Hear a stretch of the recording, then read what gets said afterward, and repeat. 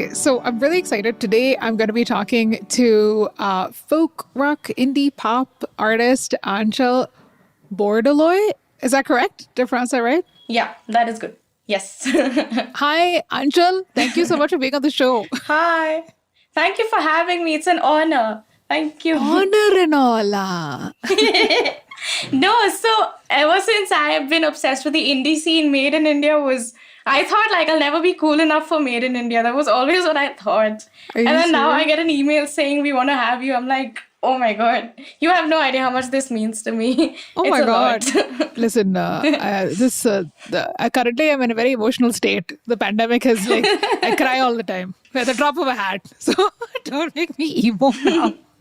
So I'm excited because honestly, for me, it's really simple how I pick artists for the show. If I like their music, I feature them on the show. And one of the things that I think is super interesting, and I think that's also telling of maybe your name, is that you actually hail from Jorhat in Assam. Is that right? Yes, I'm from Assam. Yes. Yay! So I'm kind of curious, how did your relationship with music sort of begin? Because I'm sure that you were in like some school choir. I heard that you played guitar at age of 9, all that, right? Yes, I did. I was in a boarding school since I was 5 years old in Ooty. So, of Oh, course, Lawrence so I started Lovedale, like that? singing. Oh, damn! Yes, I know Lawrence too School, much. Lovedale. I started in the choir when I was 8 years old. That was before Lawrence. I was in this other boarding school called Cliff School. And then again, I eventually became a part of the choir in Lawrence as well. My best friend at that point of time told me that I want to become Hannah Montana. And I said, I want to become the same thing. And it never really stopped. So Hannah Montana was a major influence. On And your musical career? I mean, I still remember doing like a school performance of this song by Hannah Montana called True Friend. She was like legit my icon, idol. So Oh, wow. And so I know also that besides the school choir in both your boarding schools, because I'm also a boarding school kid. I was in okay. Rishi Valley School, so I was in the Oh, I've slightly heard weirder of Rishi school. Valley. Have It's you? so I much hope cool. I've all always good. wanted to. Okay, cool. But like boarding school life is super different. I highly recommend like people to go to boarding school. I think I've still made some of my Yes. best friends from school, so yeah. Yes, exactly. So I also know, were you in like Vienna for some time as well? Yes. Yes, I was in Vienna for 10 months. When I did my 11th standard from Vienna. So it was like a student exchange program sort of thing, cultural exchange program. So I studied in a Viennese school. My education was in German, all fancy stuff. So I eventually became a part of the school band, and then I had a separate music school band. So I had two bands, and I was also part of the Wow. Vienna Songwriter Circle. So You're clearly yeah, super I mean popular in Vienna. that Indian girl. I also know, of course, more information. I heard that your grandfather was also a musician and probably like maybe the only musician in your family. Yes, he was. I sadly never got to meet him. He passed away before I was born, but he is the only musician in the family. So he did like an MA in theory along with like engineering. He's a very super cool person, Oh, and wow. yeah, and he used to play the sitar. He used to write a lot of poetry, and the coolest thing about him is he watched the Beatles live in Tokyo. He went to that What? concert. Yeah, That my is mom so used to tell me cool. stories about him. Oh my God, that's amazing. I am a little jealous. But yeah, I feel bad that I never met him though. He's the coolest. So were your parents like, did they not have like this music connection the way you and your grandfather did? Never. I think a musician is the last thing they wanted me to become. They wanted me to become like that typical doctor. Music was out Oh, of the question. oh my God. So basically the music skipped a generation. your granddad. And so landed up with you. But I have to say, that's amazing. Your grandfather sounds super cool.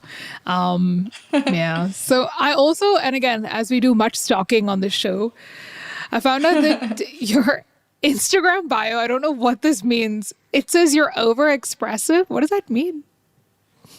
So I wrote a song called Overexpressive, and it's basically about patriarchy and like feminism and how these big words influence our daily lives. So one of these gender roles that we've been taught as women is to not be overexpressive, is to not be so loud. And we are always taught to be submissive. So I wanted that like as a challenge, is like a rebellious thing, that I'm overexpressive. You can't do anything about it. Also, I'm a person, like I'm a very, very emotional person. Like I'm super emotional. I literally have no filter when I'm talking to anybody. Like it'll just like all come out. And for example, if I drink a lot of whiskey, I spend the next 1 hour crying. And I just cry and I like narrate my entire life story, and I become very philosophical. I start talking about like the universe and all of that. And I don't keep my mouth shut. So that basically encapsulates me as a person. So I am upfront about it. So I said, I don't think there's anything wrong with wearing your heart on your sleeve. So overexpressive. Oh, but I really understand where you're coming from, because I feel like this idea that, as women, we're constantly told to like, don't laugh so loud and don't speak like that. And don't like, it's always like what you're not supposed to do rather than like what you can do, which is such a more positive way of looking at it. And then even when you're saying like overexpressive, technically I'm looking at you just expressing yourself, right? And that shouldn't feel like that's a bad thing. And I understand what you mean about like being very emotional. I feel like now through the pandemic, my life has been that I have lost the ability to socially interact like a normal person. This is like without any alcoholic beverage. You're kind of like right now, because you're in your house all day. So when I go out, either I don't know what to say, I'm just like watching people like a creepy person, or like I'm just observing everyone like, oh, she's talking. Oh, she's also talking. Oh, they're having a conversation. Oh, this is interesting. So like either I'm just like observing people, or I'm oversharing like no one's business. I overshare a lot. It's out of the question. Exactly. And now that you were talking about whiskey, the reason why you're here on Made in India is because I got a chance to hear a brand new single that you released in Feb 2022 called Whiskey Blues. Can you tell me a little bit about the song? Pull out the guitar, and it still smells of you. The smoke and on the blues. Could you put it? The main idea behind the title Whiskey Blues was, again, like I mentioned, when I'm drunk, when I'm intoxicated, I start crying like crazy, and like I become really poetic and like philosophical, and I feel that a lot of people are not very comfortable with having somebody who's very emotional that way.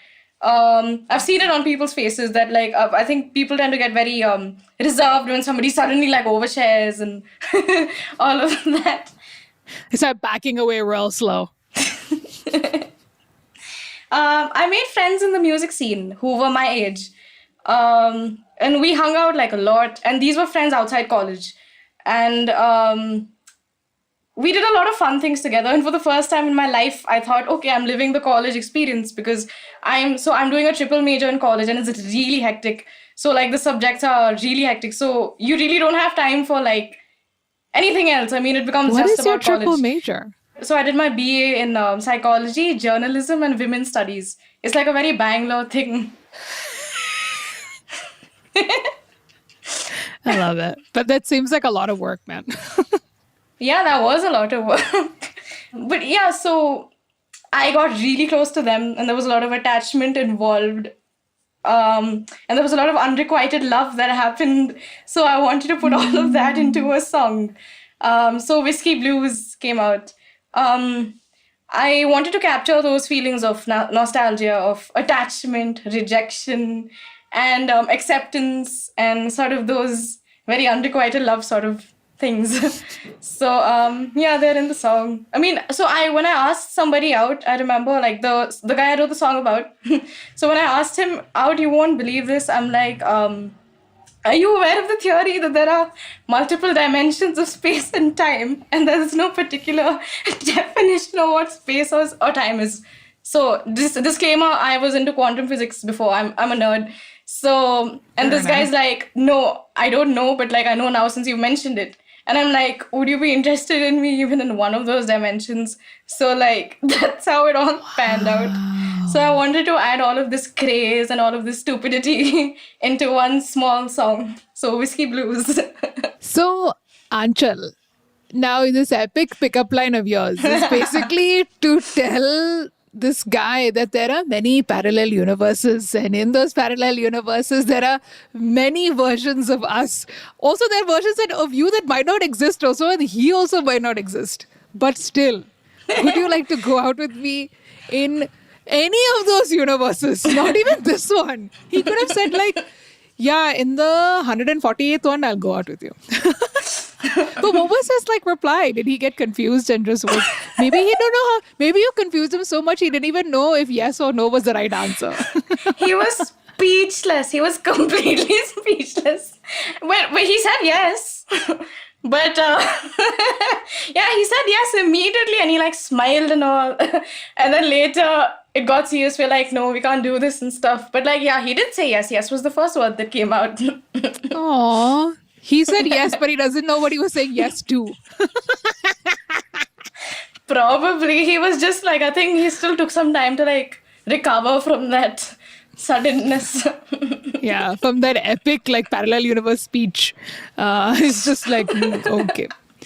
So I'm really excited that on today's episode that we're going to be playing Whiskey Blues. And now everyone is going to be thinking about that epic pickup line.